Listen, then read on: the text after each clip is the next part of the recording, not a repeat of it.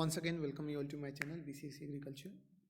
We are going to start new chapter tillage and tilth under the course of Fundamental of Agronomy. Already हमने दो chapter deal कर चुके हैं, seed and grains and Fundamental of Agronomy. That's introductory chapter. First chapter is introductory about agronomy and basic of agriculture. And इस chapter में हम tillage और tilth के बारे में बात करेंगे. मोस्टली जो भी स्टूडेंट्स सीवीए बैकग्राउंड से होंगे तो ये डिफिनीशन से अवेयर होंगे, लेकिन जो नहीं अवेयर है कोई दिक्कत नहीं है, हम इस चैप्टर में डिटेल में बात करेंगे और चैप्टर ख़त्म होने के बाद आपको मच अंडरस्टैंडिंग हो पाएगा. और एग्ज़ाम के व्यू से बहुत इंपॉर्टेंट चैप्टर है. काफ़ी टाइम एग्ज़ाम में क्वेश्चन आते हैं इस चैप्टर से, तो 5 या 10 मार्क्स का क्वेश्चन हमेशा रहता है इस चैप्टर से और फिलिंग इन द ब्लैंक से भी.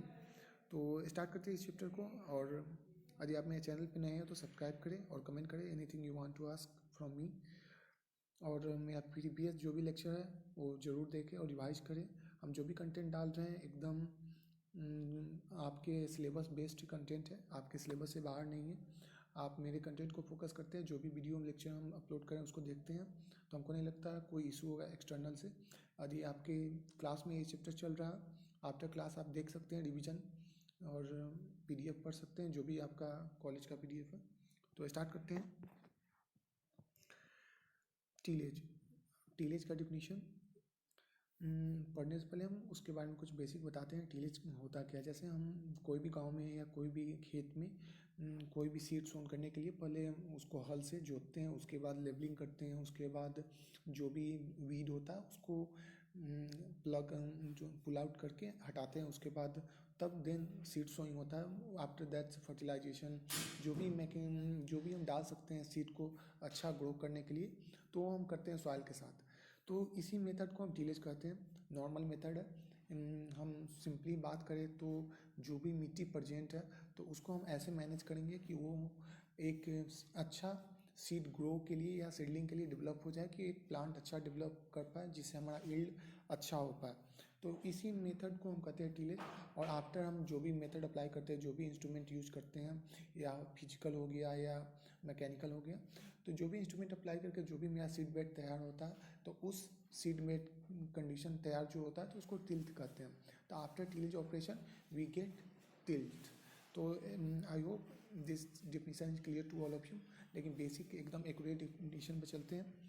Tillage it can be defined as mechanical manipulation of the soil. That's mean mechanical manipulation करने का मतलब है उसको कोई इंस्ट्रूमेंट से या फिजिकली कोई भी हम उसको ऐसे डिस्टर्ब करेंगे. जैसे जो सिचुएशन में है मिट्टी, जैसे एक मानिए बड़ा सा पत्थर है मिट्टी का जो एकदम ढेला बन चुका है, तो उसको हम तोड़ेंगे, या हो सकता है ट्रैक्टर की मदद से, या हम हाथ से भी यूज कर सकते हैं यदि कहीं कहीं एक दो जगह पे हैं.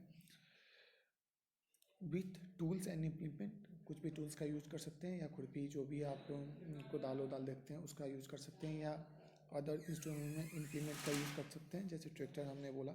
सो as to create favourable soil condition, जिससे हमें हमारा जो भी सॉइल कंडीशन हो वो अच्छा बन पाए for better seed germination and subsequent growth of crops. वो क्योंकि उससे हमारा जो भी सॉइल कंडीशन डेवलप हो तो वो हमारे सीड जर्मिनेशन को हेल्प करे, और उसके बाद जब सीड जर्मिनेट हो जाए तो प्लांट को डेवलप करने में जो भी न्यूट्रिएंट अवेलेबिलिटी होता है, जो भी वाटर ये सब इजीली प्रोवाइड कर पाए. जैसा कि हमने बोला कि टिल्थ जो भी हम टीलेज ऑपरेशन करते हैं उसके बाद जो भी सॉइल कंडीशन डेवलप होता है उसको हम टिल्थ कहते हैं. तो tilth is the physical condition of the soil resulting from tillage operation. After tillage operation suppose हम एक खेत को जोत रहे हैं और उसके लिए उतना ही रिक्वायरमेंट है, एक बार जोत के उसके बाद हम सीड सोन कर देंगे. तो जो भी जोतने के बाद जो सीड तैयार होगा उसको हम टिल्थ कहेंगे. I hope this is clear to all of you. And आगे बढ़ते हैं. Tilth is ideal seedbed. That's ideal seedbed है. And Jethro Tull is the father of tillage. You have to remember this. Tillage is derived from, जैसे कि हमने बात किया था कि एग्रीकल्चर लैटिन वर्ड से डिराइव, और कौन सा वर्ड है, ager and culture. Ager means soil and culture means cultivation, and agronomy Greek word से डिराइव. वैसे ही टीलेज एंग्लो सेक्सन वर्ड से डिराइव्ड है, जो कि टिलियन और ट्यूलियन से जिसका मीनिंग होता है टू प्लॉग या to prepare the field to grown the seed. जैसा कि हम जो भी टीलेज ऑपरेशन में करते हैं उसका मीनिंग होता है टिलियन का, कि हम जो भी फील्ड है उसको प्लॉग करे, जोते, और उसको है ना एक ऐसे कंडीशन में डेवलप करे कि वो सीड को ईजिली जर्मिनेट कर पाए, और जो भी अवेलेबल न्यूट्रिएंट है वो ईजिली फेवरेबल कंडीशन प्रोवाइड कर पाए सीड को ग्रोथ करने के लिए। तो आगे बढ़ते हैं। आई hope this is clear. Any confusion you can ask in comment box, I will definitely reply your comment. Further proceed. Objective of tillage. I hope जो भी हम टीलेज ऑपरेशन करते हैं उसका ऑब्जेक्टिव बहुत क्लियर रहता है कि जो भी हम प्लांट ग्रो करते हैं तो जो भी प्लांट का रूट होता है तो ऊपर से ही मॉइस्चर या जो भी न्यूट्रिएंट है, जो भी माइक्रो ऑर्गेनिज्म है ऊपर से ही लेता है, और जो नीचे का होता है वो अनडिस्टर्ब रह जाता है। तो अब ये लंबे टाइम तक सेम प्रोसेस चलेगा तो मे बी जो भी प्लांट है तो ऊपर का न्यूट्रिएंट यदि डिप्लीट हो जाता है तो वो प्लांट अच्छे से ग्रो नहीं कर पाएगा। तो इसके लिए हम जो भी नीचे का मिट्टी है उसको हम थोड़ा मैनिपुलेट करते हैं, फिर से नीचे से ऊपर करते हैं, क्योंकि एक बैलेंसिंग बना रहे। और जो भी तो स्टार्ट करते हैं इसी के साथ हम अपना ऑब्जेक्टिव ऑफ टीलेज, और डिटेल में बात करते हैं क्या क्या ऑब्जेक्टिव है टीलेज का। वैसे आप जो भी मैंने डिफिनीसन बताया उससे क्या क्या बेनिफिट होता है वो भी आप ऑब्जेक्टिव की तरफ लिख सकते हैं। और एक चीज़ हम स्टार्ट करने से पहले बताना चाहते हैं कि जो भी मेरे लेक्चर देखते हैं प्लीज़ कमेंट करें, क्योंकि यदि आप कमेंट नहीं करते हैं तो हमको पता नहीं चलता है कि आप देखते हैं कि नहीं मेरा लेक्चर। तो प्लीज़ कमेंट करें, और डैम श्योर कि आप यदि मेरे कोर्स को फॉलो करते हैं, यदि आप हमको सपोर्ट करते हैं तो हम भी आपको सपोर्ट करेंगे। जो भी आपको कोर्स रिलेटेड डाउट हो ऐसा भी हम जरूर हेल्प करेंगे, और जो भी आप लेक्चर रिक्वायरमेंट करते हैं हम जरूर अपलोड करेंगे। But you have to also cooperate to me and then I will cooperate you. तो स्टार्ट करते हैं। Objective of tillage to modify the soil temperature. जैसे हम टीलेज ऑपरेशन करते हैं क्योंकि जो भी सॉइल का टेम्परेचर है वो मॉडिफाई हो जाए। जैसे कहने का मतलब है जो भी ऊपर वाला सॉइल है वो हमेशा एटमॉस्फेयर के कांटेक्ट में है, और जो भी नीचे वाला सॉइल है वो एटमॉस्फेयर के कांटेक्ट में नहीं है, तो टेम्परेचर एक डिफरेंस होगा। लेकिन हम जब ऊपर से नीचे जस्ट ब्लॉगिंग करते हैं तो एक एवरेज रेंज बन जाता है ऊपर और नीचे वाले सॉइल का, तो एक फेवरेबल टेम्परेचर डेवलप करता है। Then proceed further to ensure adequate aeration in root zone with in which favor for the microbial and biochemical activity। जब हम सॉइल को प्लॉगिंग करते हैं तो जो भी एयर रहता है जहाँ पर सॉइल कॉम्पैक्टेड रहता है तो यदि लूज पड़ता है तो वहाँ एयर इंटर करता है, जो भी स्पेस बचता है तो उसमें एयर वाटर इंटर करता है, तो जो भी माइक्रोबियल एक्टिविटी है वो इंक्रीज करता है। क्योंकि जो भी माइक्रो सॉइल में प्रेजेंट होते हैं उनको क्या चाहिए, उनको मॉइस्चर चाहिए, एयर चाहिए। जो भी एरोबिक माइक्रोब्स है उनको एयर चाहिए, O2 चाहिए, O2 चाहिए, और जो भी जैसे अदर गैसेस चाहिए, जो भी दैट्स रिक्वायरमेंट बेसिस पर। तो जब हम मिट्टी को लूज करते हैं, जो कम्पैक्ट मिट्टी रहती है उसको हम प्लॉगिंग से लूज करते हैं तो वहाँ एयर का अवेलेबिलिटी हो जाता है। तो जो भी हम ऑर्गेनिक मैटर डालते हैं उसका डिकम्पोजिशन होता है बाई माइक्रोब्स, बिकॉज एयर का अवेलेबिलिटी हो जाता है तो ऑफकोर्स जो भी डिकम्पोजिशन है फास्ट रेट में होता है, और जो भी न्यूट्रिएंट है आफ्टर डिकम्पोजिशन हम प्लांट को मिल पाता है। दैट्स मीन बायोकेमिकल एक्टिविटी भी अच्छा हो जाता है। तो इम्प्रूव सॉइल फिजिकल कंडीशन, जैसे कि जो भी प्लॉगिंग करते हैं या जो भी टीलेज ऑपरेशन करते हैं उससे सॉइल का कंडीशन इंप्रूव होता है। कंपैक्शन जहाँ होता है तो वहाँ कंपैक्शन लूजनेस आता है, जिससे जो भी प्लांट है उसका रूट इजीली पेनेट्रेट करके और एक वेल सेटल प्लांट डेवलप कर पाए। To loosen the soil for easy root penetration and proliferation.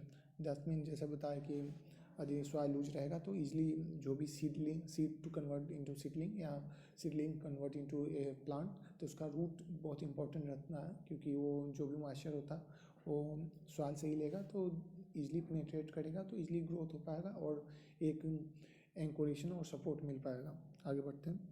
to prepare ideal seed bed for favorable for seed germination and growth and stabilizement।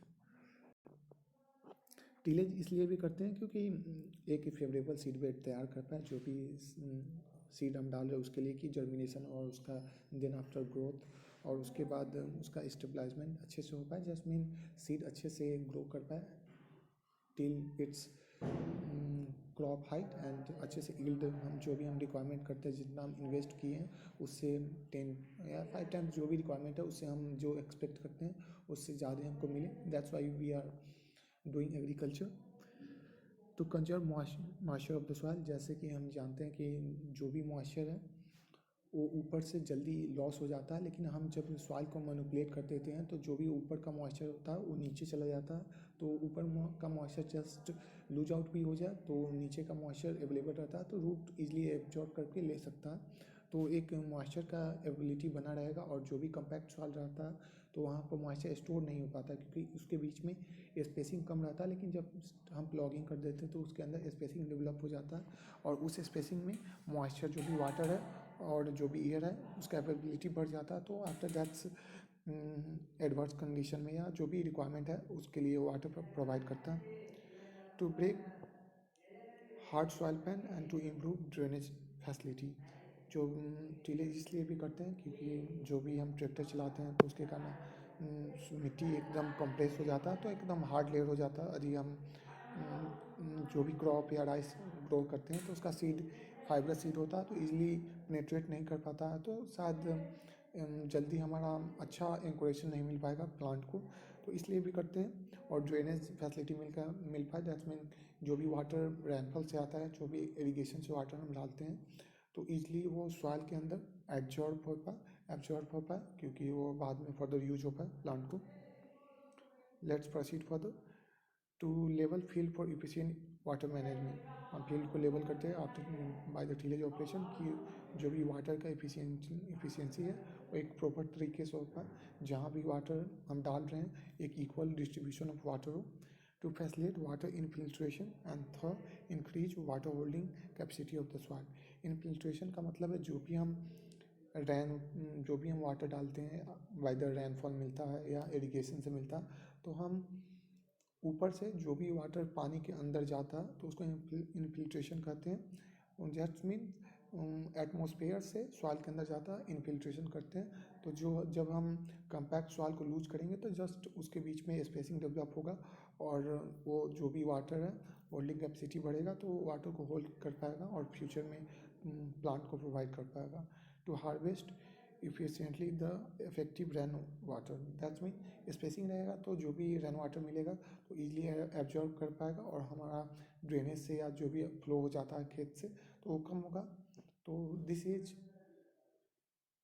objective, and you see the definition of the tillage and tilth, and next lecture we dealing about this chapter and continue further topics. I hope this is clear to all of you. Any query, any doubt you can ask, and one time I have to repeat, यदि आप मेरे course को follow करते हैं तो आपको exams के लिए कभी डाउट नहीं होगा। इस कोर्स में जो भी हम कोर्स कंप्लीट करेंगे आपको एक भी क्वेश्चन, एक भी फिलिंग इन द ब्लैंक्स, एक भी लॉन्ग कभी प्रॉब्लम नहीं आएगा। आप जो क्वेश्चन अटेम्प्ट करना चाहेंगे वो क्वेश्चन आप इजीली अटेम्प्ट कर सकते हैं, और विदाउट आप क्लास में भी अटेंटिव रहे। आफ्टर जो भी आप डाउट होता है आप लेक्चर देख ले, क्योंकि हम लेक्चर जो भी बना रहे हैं आपके पीडीएफ से, और जो भी टीचर भी पढ़ाते हैं वो पीडीएफ फॉलो करते हैं, तो एक पेस मिलता है। तो देख रहे हैं कि आप जो चैप्टर चल रहा है तो आप क्विक रिवीजन के लिए हो सकता है क्लास में आप कंप्लीटली ना समझ पाए तो आप लेक्चर फॉलो कर सकते हैं, क्योंकि सेम लेक्चर है जो आपके पीडीएफ बेस्ड ही है। तो ऐसे आपको हम जो भी इंग्लिश पढ़ के उसके बाद हिंदी बता रहे हैं तो आपका थोड़ा दैट्स मीन वोकेबुलरी भी स्ट्रॉन्ग होगा, और थोड़ा इंग्लिश पढ़ने का भी हैबिट भी लगेगा। तो इस लेक्चर में बस इतना ही। यदि आप मेरे चैनल पे हो तो सब्सक्राइब करें, कमेंट करें, anything you want to ask please comment, and thanks for watching my channel. Please comment करें यदि वीडियो अच्छा भी लगता है तो कमेंट करें, या कोई भी डाउट है लैंग्वेज से रिलेटेड या वॉइस से related please comment. Thanks for watching my channel.